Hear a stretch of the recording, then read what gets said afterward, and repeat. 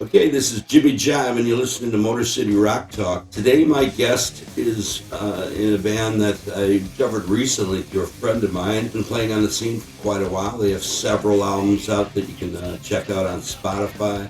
A lot of killer videos that are on YouTube. I mean, major production type stuff. They've been playing all over the place. Today, my guest is Derek. Am I pronouncing it right? Jendza? Yep, that's it. Derek Jendza. Cool. He's the lead vocalist for the band Artifical Agent. So, Derek, how you doing today, man? I'm doing great. How about you? You surviving the thunderstorms and all that stuff? Yeah, pretty much, man.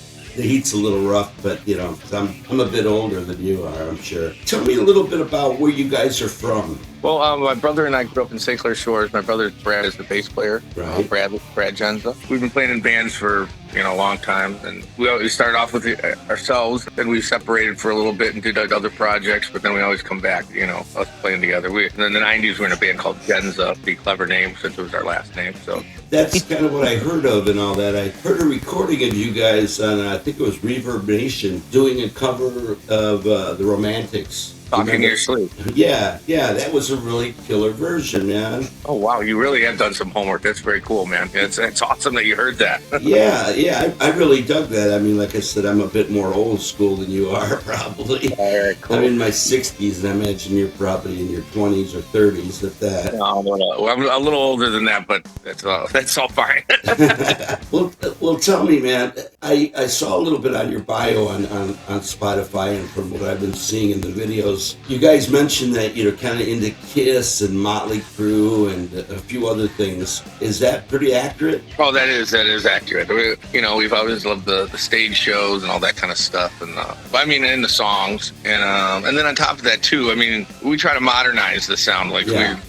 So some people review our music and they get like Queens of the Stone Age meets Kiss, which is kind of a weird combo, but it's kind of a crazy mixture for us that we were happy to hear that it's like a modern, fresh take on the music that we like. Yeah, because the thing I noticed in a lot of the videos, there's some videos where you guys are wearing makeup and all that, even live. Is that kind of something you've done all along, or is that a homage to Kiss or Motley Crue? Yeah, it's just a thing.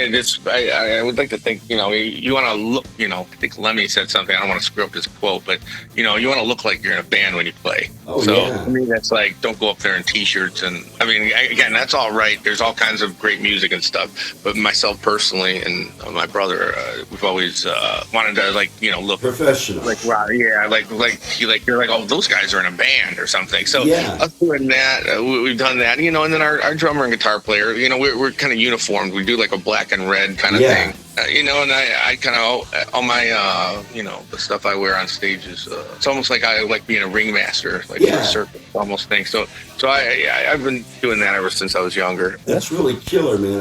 I really, really like bands that'll go the extra step and do that, because it shows that they want to put on more than just they want to give something visual to the show, and everything I've seen of you guys is pretty damn visual. I mean, those videos, the live performances, you guys aren't just standing around like sticks, man. You're getting into it. Yeah, we really love entertaining, and we want to get the audience involved, and we love because we are really lucky to get some great opening slots. So if we get that honor to do that, we want to make sure, instead of people going, when is this band done?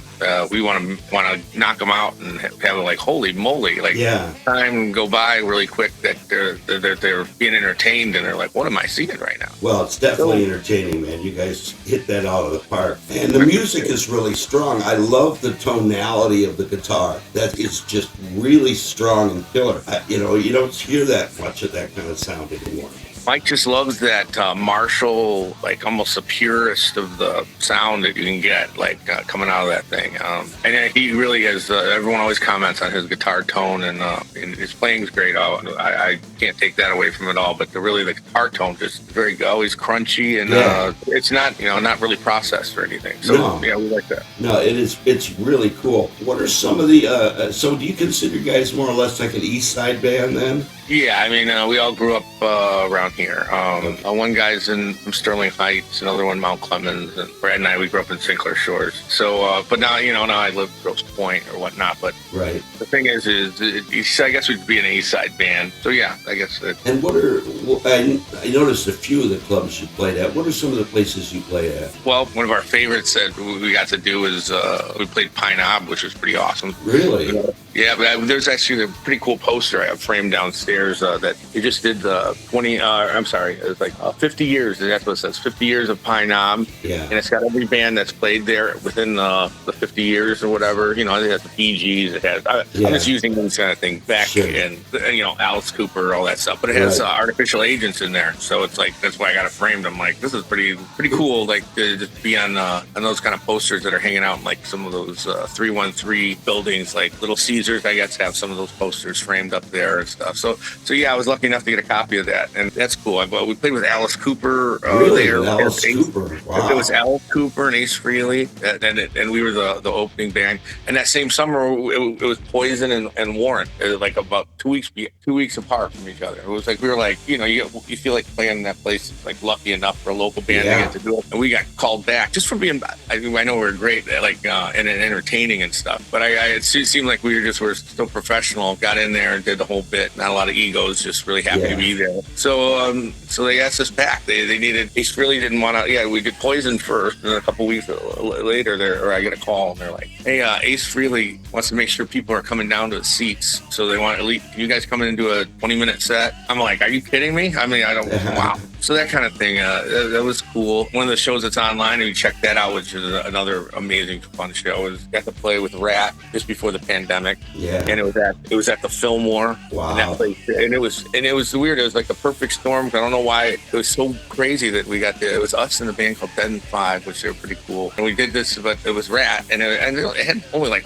Stephen Piercy and a bass player. Right. Not the original lineup. But but it was sold out all the way to the top. And it was like you get people. So if you can check that video because that's not there online too. Because someone actually filmed it from their phone from the mezzanine. Wow, that's cool. And it really, because we were like, actually, we had someone come and film it. They didn't hit. You see them hitting the button like they think that they're turning it on, but they're actually turning it off, and then they turn it on like we're like, good night. So we're all like sick to our stomach, like why can't we get this right? But then someone had a great shot from there. But we played St. Andrews, Shelter, Smalls, the Royal Oak Music Theater, a lot of stuff. We've done like 5 shows with Steel Panther. I know some people think I'm more of a parody band, but I love Steel Panther. Rockers, great, man. I mean, and they're great guys. They're true to their form of they're having a good time and play some fun rock and roll. And the place is it's a great way to get your music across because everyone's so hungry for those shows. So that we got to do that several times.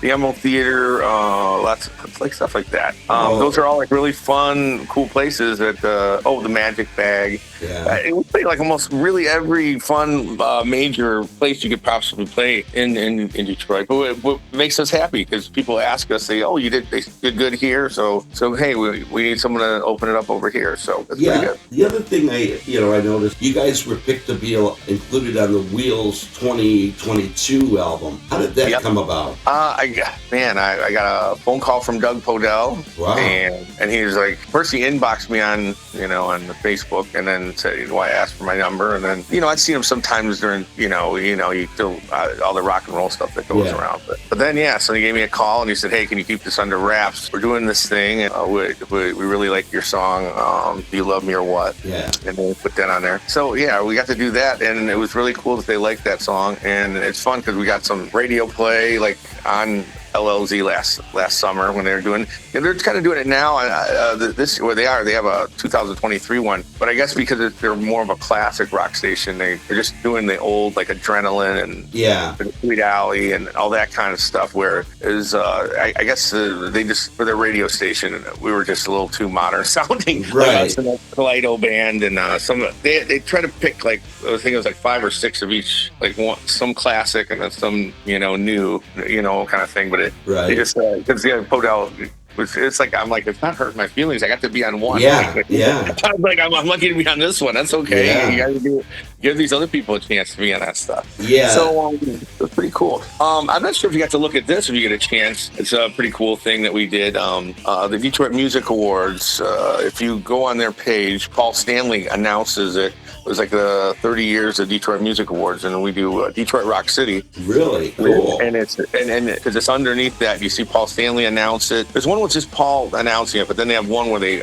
announced it and it goes right into Detroit Rock City. And we got the Motor City Horns, and they play with Bob Seger and Oasis. Tasha Owens is on there. It was a very cool thing, and then the video turned out really cool. And you saw these legendary people that I thought it was cool, like Jimmy Bones from Rock is on there, and there's just a lot of great musicians. And it almost made me cry. Like the gospel, there's like a gospel choir in there, and they have this breakdown in it where you're like, man, they're making kids feel like you're ready to pray to the heavens in this part. So like I said, if you get a chance, check that out. It's really cool. For sure. Cool. Yeah, well, you had mentioned you played with Ace Frehley and Cooper and all that. I did see video of you guys opening Frehley at Token Lounge. I'm more West Side. My band's played East Side a little bit, but mostly we were West Side, and the Token Lounge is right down the street from me. That was, from what I remember, a totally crazy show too. I mean, that place was packed to the hilt. Oh, it really was. It was like, you're like, whoa, man. I was like, it felt like you almost couldn't fit an extra person. Yeah. Great rock show. Yeah, but they're lucky the fire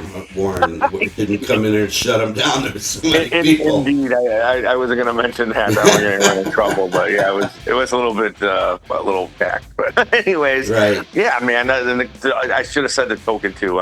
There's just so many. You guys have played the gamut as far as that. And basically, I mean, you had mentioned you guys went under the name Jendza before. How long have you been Artifical Agent, and how did you come up with that name? In 2010. Well, the thing is, I'd really like you to check out some of this other stuff if you get a chance on Spotify. But my brother did like a pop and indie kind of thing for a minute called Brad Jendza and the Androids. First we were in Jendza, then we were in Brad Jendza and the Androids, and then Mike Elgert and I, the guitar player, Brad was doing the indie thing, so I still wanted to rock a little, still keep it going with that. And I enlisted Mike just because we were friends with mutual friends, and we thought we'd like to do something like that. And so we made a band called The Proper Villains, and which we got to open for Alice Cooper at the Michigan State Fair. Wow. But in that little arena thing, it's almost like wherever they do the tractor stuff or the horse things. But anyways, the one year they had it indoors and the lights go out,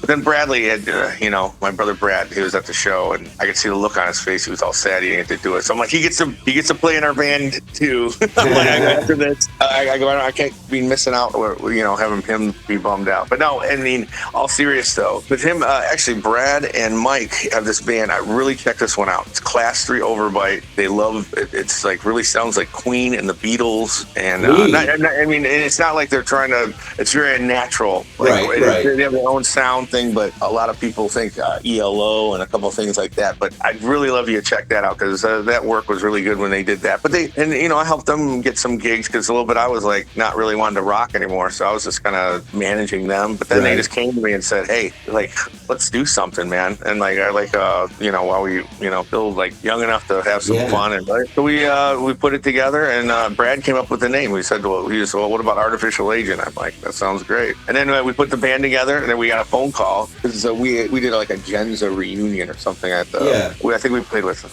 we had one show at Smalls, and then we played with Halloween at the Emerald Theater. Okay. But so then this guy from AEG had called, and he just says, "Hey man, there's this band Steel Panther. They need an opening band." I just said, I can't get anyone to, at the time, like people didn't know who they were, I guess. Wow. They're like, we need a band to open, because it's a fly-in show for them, and we're going to give this a shot, because it just seems like they're kind of coming up or whatever. So, So I go, well, Jendza, he asked for Jendza, and I'm like, well, I just put this new band together, Artifical Agent. So our first show was with Steel Panther. Not like, we weren't like cutting our teeth in, in a smaller bar, which is all, I mean, again, there's something to be said with all that. And I've done all that in my younger years. Sure. So it was a little bit refreshing. The first gig was with Steel Panther in 2010. So we've been playing together for 13 years since 2000. Now, it's interesting you say they asked for the band Jendza. I'm just curious why you would have dropped that name. It worked for Van Halen, and you got 2 members of that. Why didn't? I mean, that sounds like a cool name. It's something that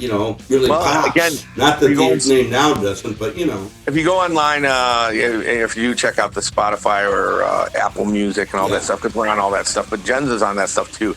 Again, it just with different members, and now that was a real makeup. I mean, we were really doing that whole more just makeup thing, like we were kind of characters and stuff like that or whatever. This is just more like for stage and all that stuff. But anyways, saying that, we wanted to do these 2 new guys. We just wanted to start fresh, and not to have to and just write all new stuff, and so they wouldn't have to learn it. And we want to do something because Carl's a great drummer. Mike, you guys are all great good. guitar player. So we just wanted to build something new, and that's what we did. So that's part of it. As the lead vocalist, do you play an instrument also? Are you involved in the writing? I mean, most vocalists, they typically write lyrics, but do you have anything to do with music? Yeah, I go over to the guitar player's house and go like hum something, or I go do you love me or what? I think I was humming the guitar riff. Okay, try that, and then that's what I want. Yeah. That was actually supposed to be a love song for my girlfriend, because we would say each other, do you love me or what? Yeah. But then when you got to I go, I'm totally gonna write a song. I got an idea, so I go to do it, and it turns into more like a argument song, because it goes, do you love me or what? And then it goes, I don't think so. And then I'm like, and I go, oh, that's great. But then I said to my guitar player, I'm supposed to be making this. I wanted to make a love song stuff. He's like, come on, dude, this is awesome. You want to have that the yin and yang with the whole thing. It's do you love me? But then I don't think so. So it's and so anyways, I am part of the writing, but Brad and Mike do a lot of the stuff. Brad writes some one of our most popular songs is Master Blaster. Yeah, I love that song. Yeah, I love that song. Well, so that song, that was Mike and Brad. They both came up with stuff, and that one was just I really had nothing to do with that one at all, because they had the music, and they were adding stuff, switching stuff to each other, music to each other, and then Brad wrote the lyrics, and I was just, wow, this is awesome. So that's cool. where that came from. So the other thing I was asking about, because I mentioned this earlier, that you guys got so many videos. I mean, my God. And these are really top-notch, professionally shot videos. Where were you doing these videos? Well, we just, Brad and I have been, ever since we were kids, you get the camcorder, we've been making videos. So we kind of got our feet wet doing that as kids. So, and then now with these, that whole, if you just saw the Pop Culture Disruptor video, that was shot with my brother's iPhone in a racquetball court. But luckily we know people that some people that can edit stuff, and then Brad's pretty good with the programming. There's a couple of videos he edited, but when we really want it top notch, he goes to some different people that are in the editing world, and then they colorize it and make it look really cool. So they are killer. Yeah, I appreciate you saying that, because we do work hard on it without having other people help us. But then, like I said, we get the people that edit it really make the videos cool when they do that kind of stuff. But it's pretty much us making them from scratch and taking the best. That's really cool. And the other thing I like about them, other than the production value, which is incredible, is they're always right in your face. I mean, you guys are punching right. You're going for the juggler on all this stuff. It doesn't matter what song you're playing. You're right out there. And the reason I bring that up is because you had mentioned playing some of these smaller clubs. I can't even imagine what that would be like for a band that's got the kind of stage presence that you've got, to be playing in a place like Smalls. That was a place I played 30 years ago. And you guys, you got such a presence. I would think, God, you got to see these guys at Harpo's. You got to see these guys, bigger venues to really get the thing, because you're moving around. You're making it real. Yeah. Well, actually, one of our second shows, we did the Steel Panther, and then we got asked to open for Eagles of Death Metal at Smalls. That was awesome, because it's it's half of Queens of the Stone Age, and they have a real it's almost like a dirty glam rock vibe thing, and that singer Jesse's all moving around like Paul Stanley kind of a little bit, but looks like he's like a biker or something. So, anyways, it was really cool, and it just kind of showed that rock and roll is rock and roll. So you can get in there and and we did play it. It was great to have people right up in your grill and you're rocking, and it's good to have it all. Yeah. I love them right in your face. I also love playing thousands of people. Oh yeah, but I'm just saying, even when you're playing a show like Pine Knob, I mean, I haven't seen the video yet, but I imagine you're doing the same thing there, and get right up in it, with them, because you guys don't just stand there, you move around, and the thing I was going to mention about that, as far as wearing the makeup and the attire, is that's got to be difficult sometimes, especially in Michigan and some of these places,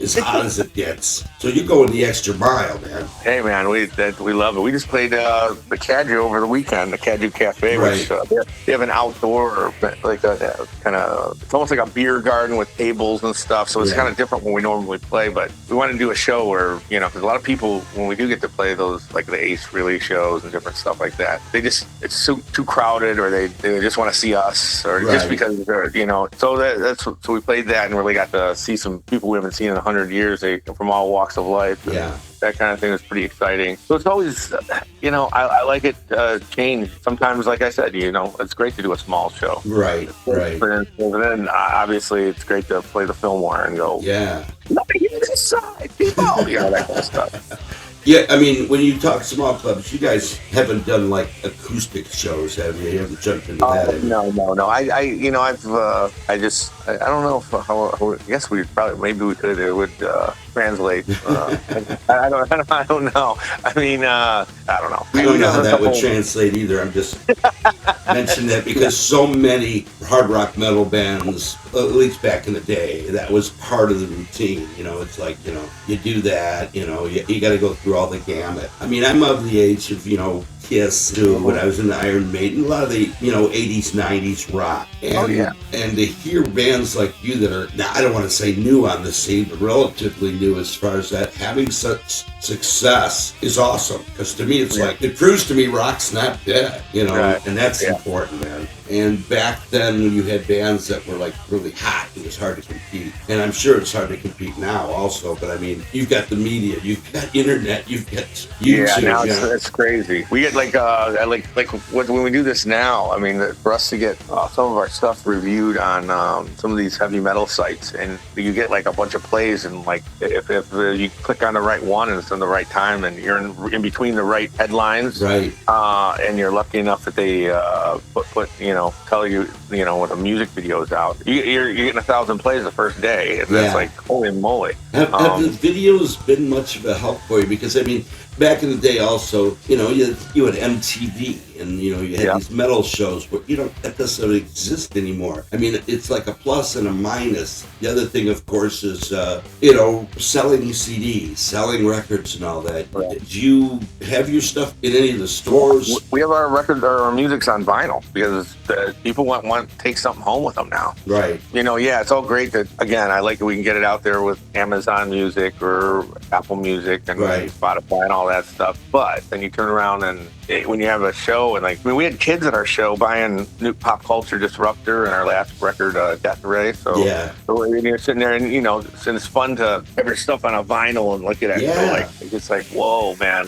That's how it was back in the day. Yeah, you're getting Queen News of the World, and you're like looking at that robot and crushing Queen in their hand, and you're like going, whoa! It's like it means so much more when you see the art that big and all that kind of stuff. Because it was always cool to have something to hold on to, liner notes, learning about the band. That's something that for most bands today, I think it's missed because they don't go the extra mile. They don't have like the video stuff you have, let alone the production. They may have CDs out that they sell at their shows and whatnot, but you guys really seem to be on top of your game as far as everything, and that excites me to see that there are bands out there that still want to do that, Yeah, we've been really lucky too, by the way. So you can't do that. You got to have the public to get to warm up for those shows, so they buy those vinyl records and that kind of thing. So it's lucky, and you can't hesitate. You just got to go for the kill, and sure they like it enough to want to spend $20 or $30 on a vinyl record. But our stuff, we make it like cool, like the new Pop Culture Disruptor. It's hot pink. Yeah, that's a killer cover. I love that. And thank you. And then what is it? The Program Time to Destroy. I think that was like some sort of some purple vinyl. And then in Blood and Cuts, which is actually it's like the best songs from because we just wanted a vinyl out. So we had done their first record was Love Won't Strangle Me, Right. and then the next one was Brain Grenade. So we took 5 songs from each of those records and then mixed it up almost like it was a greatest hits kind of thing. So we wanted vinyl so bad that like instead of putting out those full records, we just put the best 5 songs on. Well, that's really smart. That's really again, you guys, you know what you're doing, man. That's really cool. How, other than coming to your show, can somebody get a hold of that? How can I? I'm big time into vinyl. I'd love to get that. How can I purchase that? Well, I mean, I see what you say you live on the west side? Yeah, I'm a mile and a half from the Token Lounge. Oh yeah, well then we got Rock of Ages has our record. Oh, do they? You're right. Yeah. I think they have all our records actually. They have on vinyl. Yep, on vinyl. Yeah. Oh, I know Bob really well. He's going to be in an upcoming show also because I want to talk about the business. I'll have to get in there and get that because that's an awesome idea. I mean, I like everything I've heard on all the albums is really cool. And I really appreciate it, man. And it really like everyone on the planet right now. Well, you're on the right track, man. You're on the right track. Keep doing what you're doing. Stay true to your art. And those stage shows going, man, I can't see why you wouldn't. You know, I'm we serious. have a great one. I can't tell you. It's in October. I can't tell you, but it's one of those things that it'll spoil everything. I get you. No problem. But we have something great coming up, and if you've been following us on Facebook or any kind of thing, believe me, when it comes out, we're doing a really cool show coming up. And that's another reason why we played that Kaiju one to get. So we really didn't play. Well, we made that music video between playing with Ace Frehley on December 10th. Do you have anything coming up at the Token Lounge? I don't get around as much. You know what though? Those guys are great over there, and we're just trying to wait for something right. But they've been having a lot of tribute bands lately, and then it seems like they're a little bit competition with that new District 142 or something. Yeah. In Wyandotte. So, but we'll be back, for sure. We actually really had a great time because we got to play there twice. Yeah, I know you did. Because the LOZ showcase was awesome, and these really nice dressing rooms and like a really nice sound system. It was a little different than when I played there before. It's like I was told they bought the extra space to make it cool, and the place is top. It's so top notch right now. It's like really because when we played there, the stage was over in the corner near the street. Yeah. That was where the stage was back in the day. Where they kind of sell the concessions. No, it's state of the art. It's state of the art. They've come a long way with that. Do you have any issues being a vocalist? I ask this of everybody that sings. As far as the monitors, do you guys use like earphone monitors, or are you guys using stage monitors? We use stage monitors and stuff. We use the stage stuff. Do you have an issue with that as far as hearing? No, because it's like when I was younger, I feel like I always got screwed on the monitor, so I had to learn to deal without having it. And then when I have it, I can't believe what I'm hearing. I'm like, oh my god, it's like so magical. But yeah, the ear monitor thing, it's just we're doing something I'm thinking like Pine Knob, when you were playing Pine Knob. The monitors were great. I remember doing the sound check, and you're like, you have the mic his Marshall right there, and just the way they had the monitor stuff, you're in the music. Some of the best monitors ever. Wow. That Rat show, that was another amazing monitor situation. When you can get that, and you project so much more, and you sing away from it. It makes you feel so much better. So that's cool that you had that experience, because so many bands back in the day, even at places like that, weren't given good sound as far as the monitors, so they wouldn't in any way possibly upstage the headline, which I always thought was shitty, but it happened back in the day. It was a lot of payola and all that, and drugs that were going on as far as that. I'm glad you're not having issues with that. You guys have your own sound man as far as that? Yeah, I got a guy named Tom Templin. He actually used to be Speedball. Oh, Chuck's band, yeah. It was there.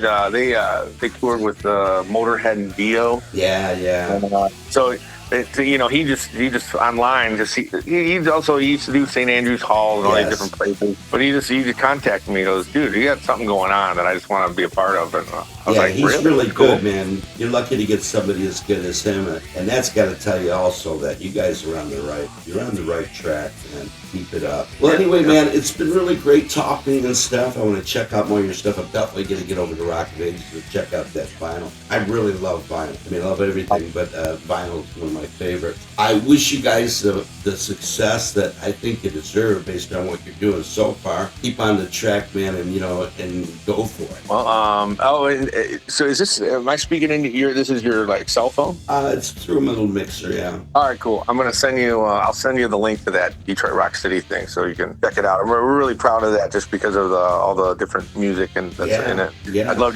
for you to see it, but I appreciate you having me on this show. And there's like a link for it. Man, let me know. I'll share it. I appreciate. Yeah, I'll be sending it to your Facebook page so your fans know about it.